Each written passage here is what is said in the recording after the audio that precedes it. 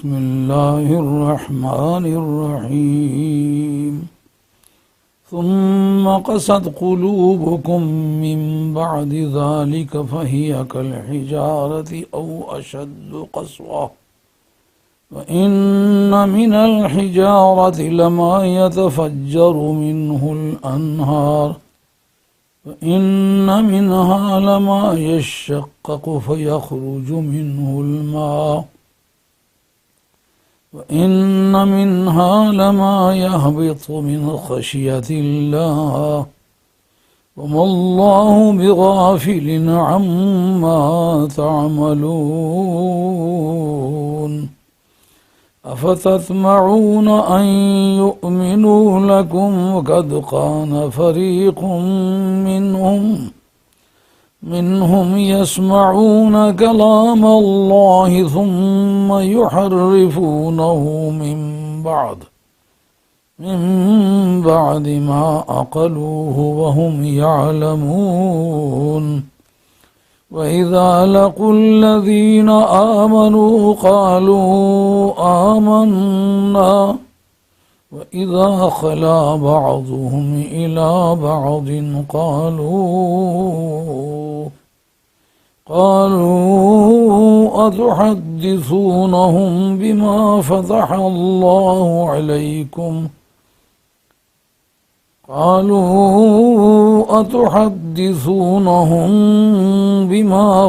الله عليكم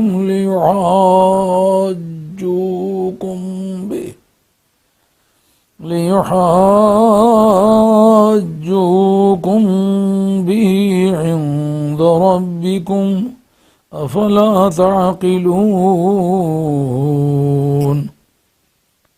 أولا يعلمون أن الله يعلم ما يسرون وما يعلنون ومنهم أميون لا يعلمون الكتاب إلا أماني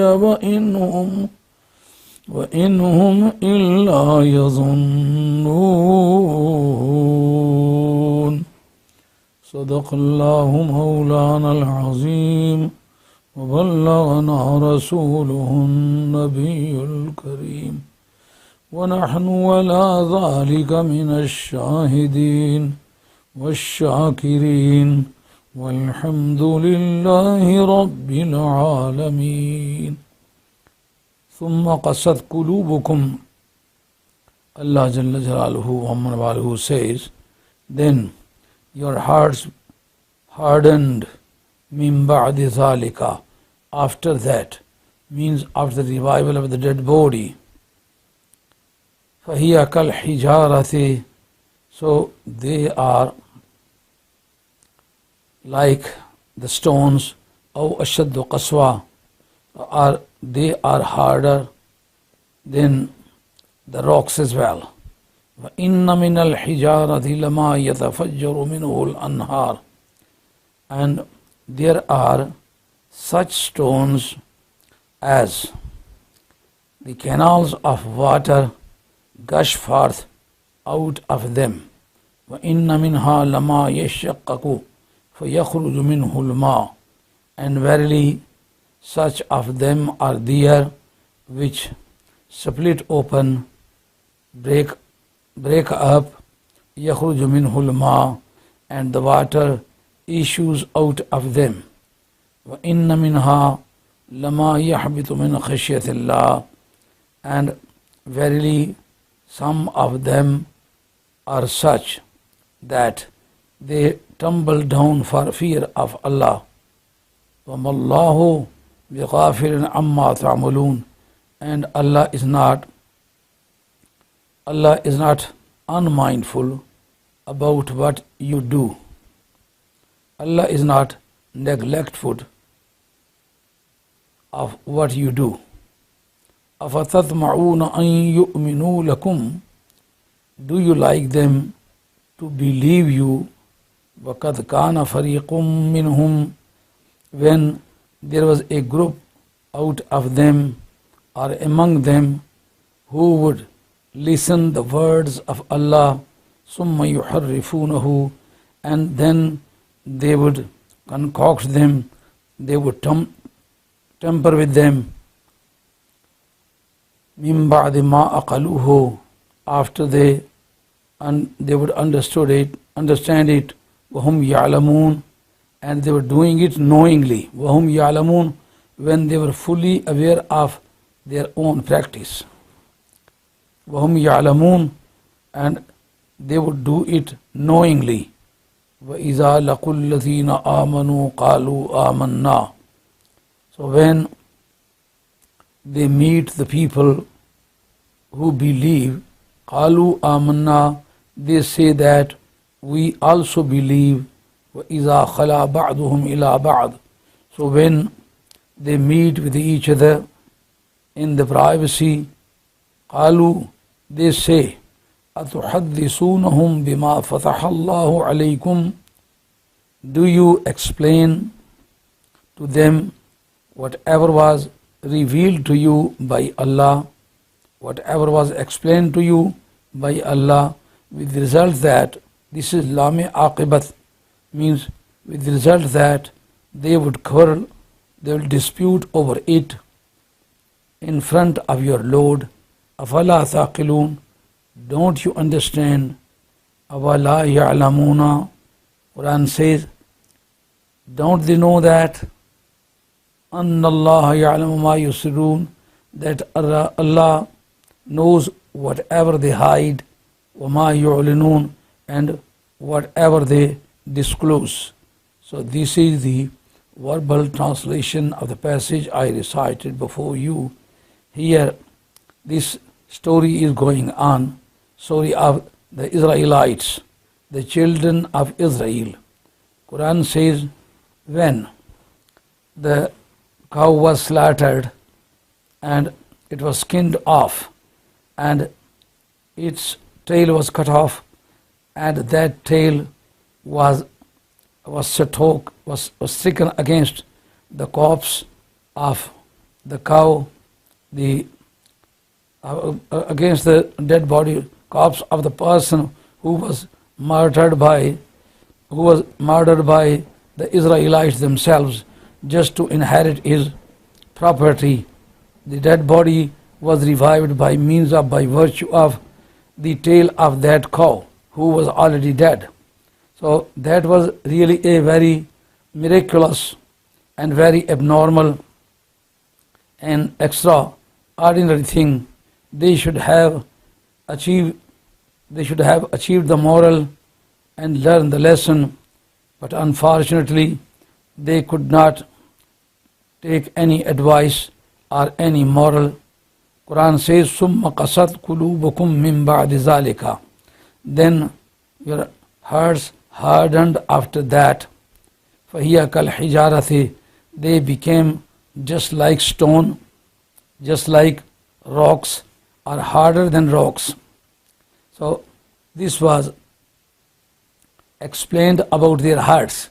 It means that when a person begins to play with the verses of Allah and does not fear of the accountability being held on the judgment day, so it is quite easy for him to do just like that. Quran says you should have learned the lesson and achieved the moral after the miraculous incident which was shown by means of that cow. So the moral to be achieved was just to learn the lesson that that person who was a very pious person, and he was buried in that desert, and his cow was also slaughtered, and then it was skinned off, and the tail of that one was also cut off, and the cut tail was taken to the body, to the corpse of that dead body. So that person revived, and he told that the persons who were crying over the dead body of that person, they were the murder of that person, and they were greedy to inherit the property of that person. Just for the greediness of that property, they slaughtered him. So since they were arrested and they were penalized by Moses, may grace and peace of Allah be upon him, and a ruling was legislated by Allah subhanahu wa ta'ala through the Prophet Moses, may grace and peace of Allah be upon him, that a person who is a murderer of a person, he will not inherit the property of the deceased, because that was a motive which would motivated the persons to kill the shareholder just to inherit the property. Therefore, that road was completely blocked, and that source was completely abolished from the law of inheritance. And up to now and up to the judgment day, no murderer would inherit the property of murdered person. So that was a miraculous and superhuman event and incident. So that was very educative and informative and reformative one. Therefore, all of the society was expecting those people to learn the lesson, to achieve the moral. But unfortunately, they forgot everything. Quran says, "Summa qasat qulubukum min ba'di zalika." Then, even then, your hearts hardened like rocks, but the harder than the rocks. What is the reason that their hearts were compared with the rocks, and rocks were preferred to their hearts? Because the hearts, the rocks, sometime the canal of water gush forth out of them, and all of the rivers in the world, the vast majority of the rivers and canals gush out from the stones. Quran says the stones, even if they are very hard and very tough, but yet they melt with the fear of Allah, and they bow down in front of the order of Allah, and the canals of water gush forth from out of them. But on the contrary, these people were so hard and so unfearing and so rebellion and mutineer against the divine law, that they were not going to bow down in front of any divine order. Therefore, Quran makes a complaint about them that they were harder than the rocks. Rocks can be melted, and the springs and the canals and the rivers and majority of the water are mostly expected to come out from the stones, but their hearts was too tough that to melt in front of Allah. Well, Quran says, وَإِنَّ مِنَ الْحِجَارِ لَمَا يَتَفَجَّرُ مِنْهُ الْأَنْهَارُ, and there are such stones as the canals of water come out of them. وَإِنَّ مِنْهَا لَمَا يَشَّقَّقُ فَيَخْرُجُ مِنْهُ الْمَاءُ, and there are certain stones which are with such a nature as the water issues out of them. So this is always experience in whole of the world. The majority of the water comes out from the stones. And وَإِنَّ مِنْهَا لَمَا يَهْبِطُ مِنْ خَشْيَةِ اللَّهِ, and there are certain stones which tumble down for fear of Allah. Many rocks and many mountains were observed and experienced for many times. They fell down for fear of Allah. Here Imam Nasfi rahmatullah ta'ala says that this proves that the belief of Al-Sunnah wal Jama'ah is accurately approved by this verse, that the life is not in need of any structure. Life can be found in the stone even. When Quran says that they tumble down for fear of Allah, fearing from Allah is a sense which can be sensed by the life. This is why Al-Sunnah wal Jama'ah believe that these stones have also life. They are alive. And وَإِن مِّن شَيْءٍ فِي الْأَرْضِ وَلَا فِي السَّمَاءِ إِلَّا يُسَبِّحُ بِحَمْدِهِ. Here the Muslim commentators, especially Ahl Sunnah wal Jama'ah, they explain the fact that life is not depending on the structure, on the shape, or on the skeleton, but that can be found even in the stone. So when the life can be found in the stone even, what is the reason to believe that life cannot be found with the dead body? When a person is buried in the shrine, the eschatological matter starts. Lyceum is a world between this world and the next world, and one is put there, and one can be rewarded and one can be penalized. The judgment day is to take one to task, to hold the scrutinization, to take one to task, to hold the accountability of any person.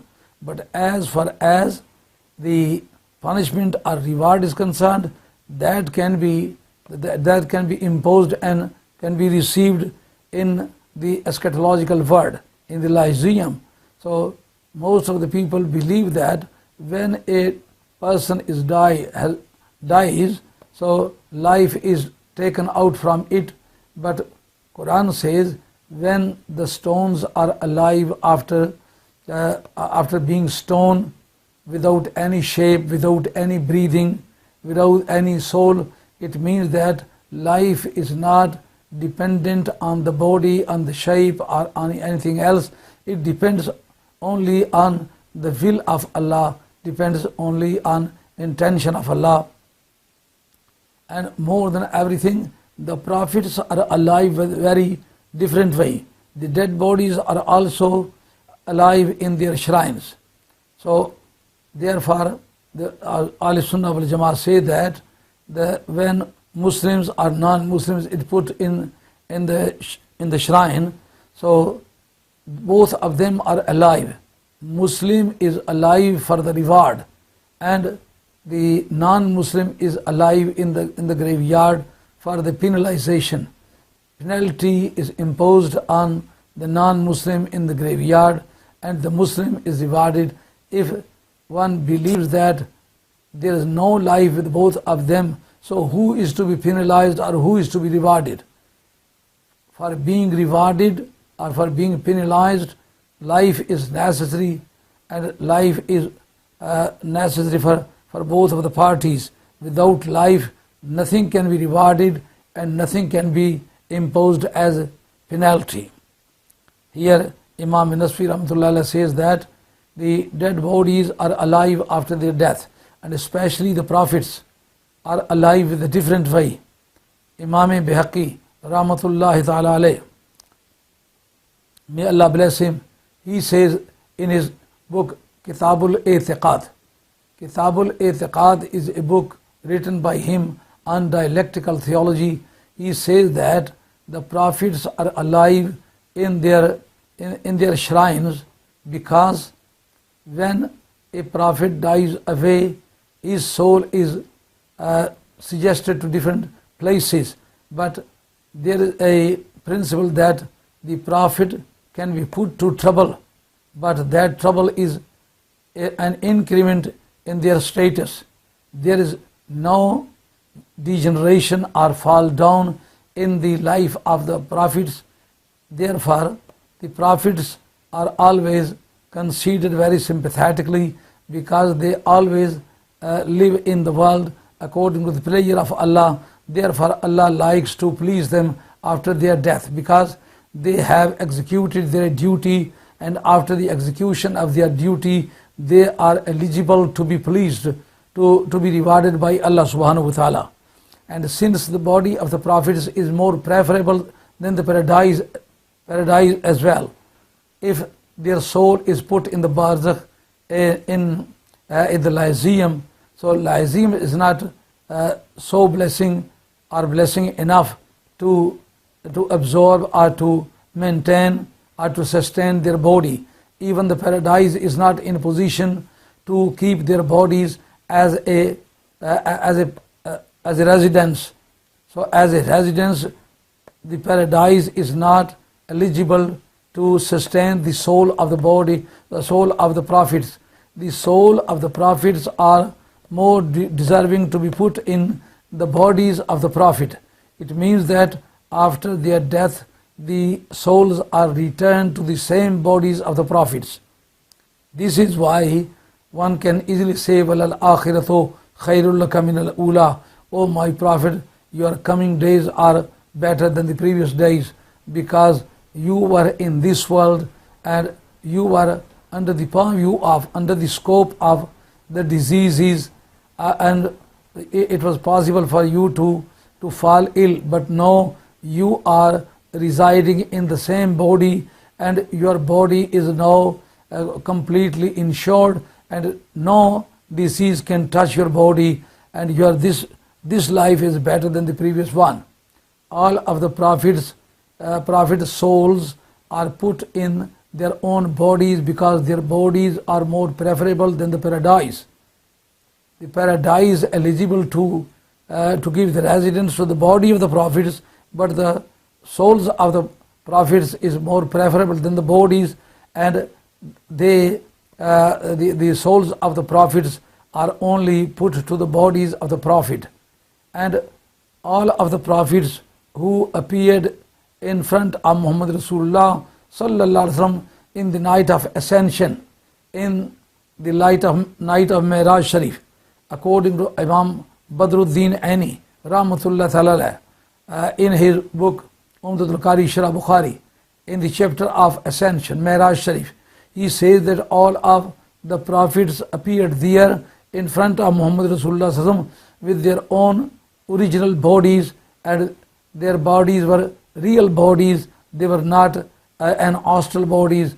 Astral bodies is possible for everyone, but the original body is a speciality of the prophets, and they appeared in front of Muhammad Rasulullah sallallahu alaihi wasallam. This is why Nabi Kareem sallallahu alaihi wasallam suggested the leadership of the prayer in the night of ascension to every prophet, but all of them said, we were the leader of the people, and you are leader of the prophet, therefore you are more deserving person to be appointed as a leader of all of the prophets. But the souls of all of the prophets were again put in their bodies. Their bodies are more sacred and more reverend and highly respectable as compared with anything else existing in the universe. Here Quran says there are certain stones which tumble down for fear of Allah. Here Imam Nasfi proves that fearing of Allah requires the previous life. When a thing or someone is not previously alive, he cannot fear of Allah. When he fears of Allah, so denotatively, not connotatively, his life is established. One will have to believe that all of the universe has got a life. وَمَا اللَّهُ بِغَافِلٍ عَمَّا تَعْمَلُونَ. Here Quran addresses the Israelites that you are trying to deceive Allah subhanahu wa ta'ala, and Allah is not unmindful of what you do. Means every actions and omission by you is noticed by Allah subhanahu wa ta'ala and is being recorded. Inna alaykum al-hafizina kiraman katibina ya'lamuna ma taf'alun. All of the angels appointed to a person, they are recording all of the practices of a person. Every action and omission is recorded by them. And in addition to that, وَكَفَى بِاللَّهِ شَهِيدًا, Allah is enough witness to all of the occurrences in the world. Allah says, you are trying to avoid the eye of Allah, but you cannot avoid. So this shows that the belief of Jews were not the knowledge of unseen secret of Allah. They were not believing that Allah subhanahu wa ta'ala was clairvoyant. Clairvoyance was a special belief of Muslims, and especially Ahl Sunnah wal Jama'ah. So if they had believed that Allah was clairvoyant, means He knew every hidden thing, so they would not concocted and fabricated their book and interpolated it into Torah, since they were believing that something which occurs in front of the people can be noticed by Allah, but whenever is avoided from the visibility and something is avoided from being seen, that can be avoided at the time of the judgment day. Quran says, وَمَاللَّهُ بِغَافِلٍ عَمَّا تَعْمَلُونَ, and Allah is not unmindful of what you do. أَفَتَطْمَعُونَ أَن يُؤْمِنُوا لَكُمْ وَقَدْ كَانَ فَرِيقٌ مِّنْهُمْ يَسْمَعُونَ كَلَامَ اللَّهِ. Do you like them to believe in you when always there would be a group out of them who would listen the word of Allah, and then they were tampered with it after they understood it, وَهُمْ يَعْلَمُونَ, and they would do it knowingly. This was concerned with background of their scholars, since the people residing in Medina Tayyibah was well influenced by the Jews, because Aus and Khazraj, these two clans, had migrated from Yemen at the time of breaking of Sadde Ma'arib. That was a dam which was a source of economy and income of the Yemenite people. When it was broken, so there was a crisis, and they migrated from Yemen to Medina Tayyibah. And these were two tribes, two clans, Aus and Khazraj, and they were pagans. They were worshipping the idols, but they were believing in the dignity and nobility and excellence of Jewish scholars, because they were named as people of the book, and according to the belief of then universe, the people who were carrying the book were only the Jews, and from time to time they would come to them for the amulets, for the talismans, for the healing, for the prayer, for many other purposes, because they were believing in their spiritual superiority and supremacy. So these people would say that the last and final prophet of Allah is expected to come. He is more likely to come in the nearest future. Quran itself says that وَكَانُوا مِنْ قَبْلُ يَسْتَفْتِحُونَ عَلَى الَّذِينَ كَفَرُوا فَلَمَّا جَاءَهُمْ مَا عَرَفُوا كَفَرُوا بِهِ فَلَعْنَةُ اللَّهِ عَلَى الْكَافِرِينَ. Quran says they would seek the conquest over the non-Muslims by virtue of Muhammad Rasulullah sallallahu alaihi wasallam. So this was also a speciality of Muhammad Rasulullah, may grace and peace of Allah be upon him, that before his birth his virtue was sought out for the blessing, for the redemption, for the pardon, and this virtue was used by Adam, may grace and peace of Allah be upon him. According to Imam Jalaluddin Suyuti, as he has written in his Durr Mansur, volume 1, under the verse فَتَلَقَى آدَمُ مِنْ رَبِّهِ كَلِمَاتٍ, here Hazrat Abdullah ibn Abbas radiyallahu anhu has reported Muhammad Rasulullah sallallahu alaihi wasallam to have said that when Adam, may grace and peace of Allah be upon him, repeated the penitence for many times, for many centuries, but his penitence was not accepted. Consequently, he came to the conclusion that he should use the virtue of Muhammad Rasulullah sallallahu alaihi wasallam and Hazrat Ali radiyallahu anhu and Hazrat Fatima and Imam Hassan and Imam Hussain. This prophetic tradition was reported by Ibn Najjar, referring to Hazrat Abdullah ibn Abbas, who stated Muhammad Rasulullah sallallahu alaihi wasallam to have said that these 5 persons' virtue was used by Adam, and his penitence was accepted by Allah subhanahu wa ta'ala. So this is a speciality of Muhammad Rasulullah sallallahu alaihi wasallam. Along with him, the speciality of Ali Bayt Rasulullah sallallahu alaihi wasallam, that their virtue was used before their birth. Here, Quran says the Jews of Medina Tayyiba would threaten the other people that the last and final prophet was more likely to be advented in those very days. Therefore, they would accompany him and they would support his cause and they would prevail all over the world, because they were propagating in front of the people that the last and final prophet was Muhammad Rasulullah sallallahu alaihi wasallam, and they were describing his structure and his feature, his complexion, his eyes, his hair locks, his lips, teeth, the total feature of Muhammad Rasulullah sallallahu alaihi wasallam would be depicted by them. They would portray all of the structure of the Holy Prophet. Therefore, the Aus and Khazraj and the other people in the suburban area would also take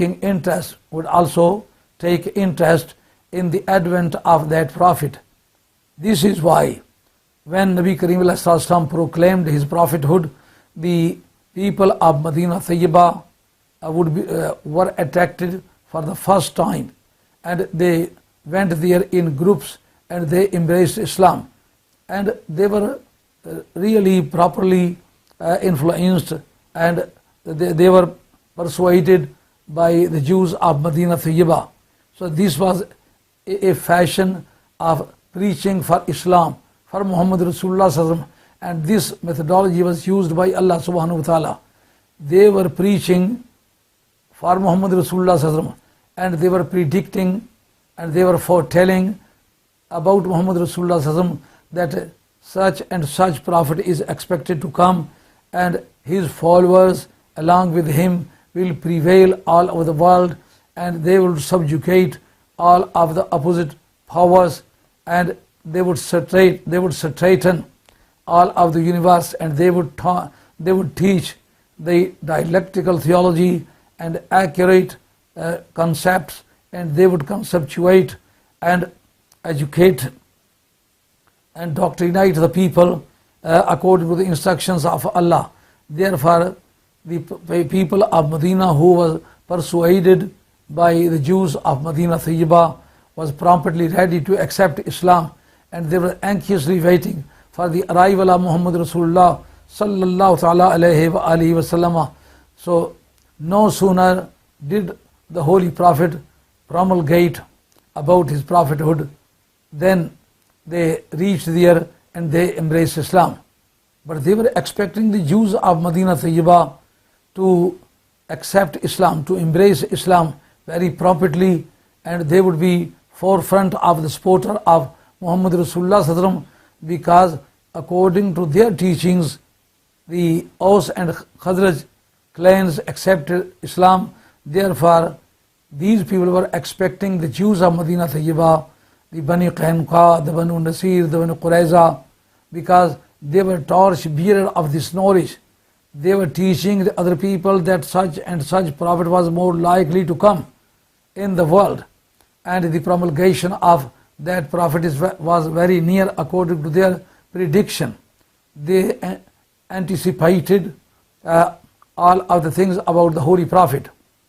So when they hesitated to embrace Islam, the Muslims who were newly convert Muslims, they went to them and persuaded them to accept Islam. This is why Quran says, أَفَتَطْمَعُونَ أَن يُؤْمِنُوا لَكُمْ. Do you like them to embrace Islam, to believe you, when there was always a group of them who would listen the word of Allah, and they would temper with it, and they would concoct it, they would distort it. So this reference was made by Allah subhanahu wa ta'ala, that the concoction and tampering with the words of Allah and interpolating in the Torah was not a new example established by the then Jews, but their forefather was also accustomed to do like that. they were not God-fearing. But for the first time, when Moses came back from Tur Sharif and he brought the Pentateuch, the Torah and the revelation of Allah, and he taught them, the persons who went with him in the number of 70, they were the torch bearer and the leader type of his community. The selected persons were chosen by Moses, may grace and peace of Allah be upon him, and he took them on the peak of Tur Sharif mountains, Sinai, and they were present there. When he came back, he told all of the background of that revelation. When they came back to the community, and he said that everybody is duty bound, obliged to practice all of the contents of Torah, and no one is exempted from the liability of this practice. But the persons who were present at the time of revelation of those tablets, they said that Moses had told them that if it is possible for them to practice, they should practice. But if it is impossible or difficult to practice, so they can neglect whatever is there. Means the practice was an option, not obligatory for them. So that was the first concoction, first distempering with the word of Allah. So tampering with the word of Allah was their speciality. Quran says, if it had happened by chance, then there was a chance of their reformation and their correction and their rectification. But now this is their nature. This is not a new example exemplified by them, but this type of nature and this type of behavior was handed down by their forefathers to them. Therefore, they are misled people, they are deviated people, and they cannot be set aright, and they cannot be guided aright. So it shows that sometimes the character of forefathers is based upon to syllogize the character of the coming generation. Their character was syllogized on the character of their forefathers. So good or bad character can be syllogized on the good or bad character of forefathers.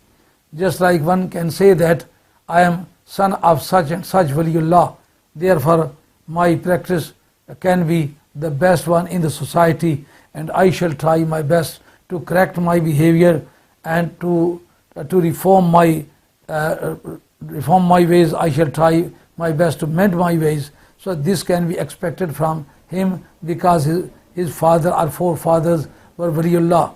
Just like a person from the lineage of Hazrat Siddiq Akbar says that I am a Siddiqi, my forefather was very accurate and abiding by rules and regulations prescribed by Muhammad Rasulullah sallallahu alaihi wasallam. Therefore I am also very punctual, very regular, and I shall try my best to mend my ways and to complete, to make up my deficiencies. So similarly, one can say that I am from the offspring of Umar Farooq, I am offspring of Usman Ghani, offspring of Hazrat Ali radiyallahu anhu, I am offspring of Muhammad Rasulullah sallallahu alaihi wasallam. Therefore, I shall try my best to standardize my character, my qualities, and my behavior with that of Muhammad Rasulullah sallallahu alaihi wasallam. So, according to this explanation of the Holy Quran, one can easily maintain the opinion that the character and behavior of the offspring can be syllogized and can be based upon the history of their forefathers. Here Quran says that this zigzag behavior, this deviated behavior is not a new example established by them, but it was handed down by their ancestors, by their forefathers. Therefore, it is quite easily understandable that they cannot change their behavior because this is their nature. Quran says, ثُمَّ يُحَرِّفُونَهُ مِنْ بَعْدِ مَا أَقَلُوهُ. Then they were tempered with it. Means when they were in position doing so audacity, so courage that they would in position to temper with the word of Allah, they would concoct the speech of Allah in the presence of Kalimullah, in the presence of the top list prophet at the third position in the prophetic community. So when they were so courageous, so bold that they could temper with the word of Allah, so it was an easy job for them to temper the word of Allah in these days. Quran says, مِن بَعْدِ مَا أَقَلُوهُ وَهُمْ يَعْلَمُونَ. And they would understand it, but they were knowingly concoct and distort and interpolate and make the forgery. So such a thing were attempted by them knowingly, not unknowingly. So here Quran says that nothing is to be worried about, because this was not attempted for the first time, but it was repeated and it was inherited by them from their forefathers. And Quran says, وَإِذَا لَقُوا الَّذِينَ آمَنُوا قَالُوا آمَنَّا. So when they meet with the believer, they say that we also believe in you and your prophet. So this is the story of hypocrites of Jews. There were two types of Jews. Some of them were so strict that they were not going to bow down in front of Muhammad Rasulullah sallallahu alaihi wasallam at any cost. But the other people were flexible. They were trying to get the popularity and the friendship. They were trying to gain the friendship with the Muslims as well. And they were trying to conceal their feelings, to conceal their ideology. When they happened to meet, they would happen to meet with the believers, they would say that they were believing in the Muslims and in the Muslim books and in the Muslim Prophet Muhammad Rasulullah, may grace and peace of Allah be upon him. But when they would meet with their own people in the privacy, they would say that, أَتُحَدِّثُونَهُمْ بِمَا فَتَحَ اللَّهُ عَلَيْكُمْ. Do you explain, do you elucidate whatever was revealed to you from Allah, by Allah, لِيُحَاجُّوكُمْ. The result would be that they would dispute over the matter in the light of your information in front of Allah. Look, this shows that they were not believing in the clairvoyance of Allah. Otherwise, there was no benefit of their concealing the facts from the Prophet or from Allah, because when it was already known by Allah subhanahu wa ta'ala, there was no benefit, there was no point to conceal the fact from Allah. It is a Muslim belief that they believe that Allah knows whatever you disclose or whatever you hide, and this belief is very helpful for the correction of the practice in the privacy. Otherwise, a person can commit the crime believing that Allah is not aware of the hidden things. Quran says, لِيُحَاجُّوكُمْ بِهِ عِنْدَ رَبِّكُمْ أَفَلَا تَعْقِلُونَ. Are you so foolish that you can't understand that the things you are explaining to the Muslims would be utilized against you in the controversy in front of Allah subhanahu wa ta'ala? So this type is an attitude of the Jews, that they try to conceal the fact from the society, but they are not aware that nothing can be hidden from Allah subhanahu wa ta'ala. This is the message of today in English language. Inshallah, tomorrow I shall give the more explanation about this very passage. وَمَا عَلَيْنَا إِلَّا الْبَلَاغُ الْمُبِينُ وَآخِرُ دَعْوَانَا الْحَمْدُ لِلَّهِ رَبِّ الْعَالَمِينَ. الصلاة والسلام على رسول الكريم. الحمد لله.